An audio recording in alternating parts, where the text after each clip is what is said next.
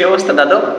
একটা জিনিস কোনোভাবেই বুঝলাম না, যে কিছু কিছু মানুষ আছে কি, যে আপনি তাদের সারাদিন খাইতে দিবেন না, বলবেন কি তুই সারাদিন শুয়ে শুয়ে ফোন টিপবি, তোর জিন্দেগিতে তোর জীবনে কোনো গোল নাই, কোনো কাজ নাই, কোনো কাম নাই, তুই শুধু সকালে সন্ধ্যা পর্যন্ত শুয়ে শুয়ে ফোন টিপবি।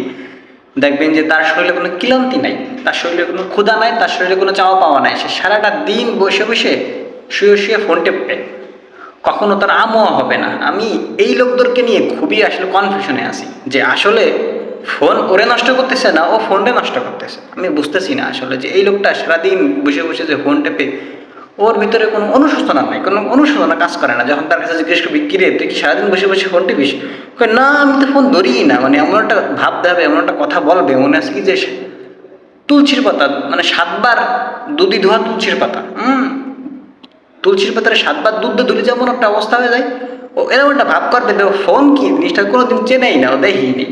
কিছু কিছু মানুষ আছে দেখবেন যে সারাটা দিন ফোন টাপবে, এরপরে আপনি যখন জিজ্ঞেস করবেন তখন কই না রে আমি তো ফোন টিপি না। সুতরাং এ ধরনের লোকজন থেকে কিন্তু সাবধান দাদা।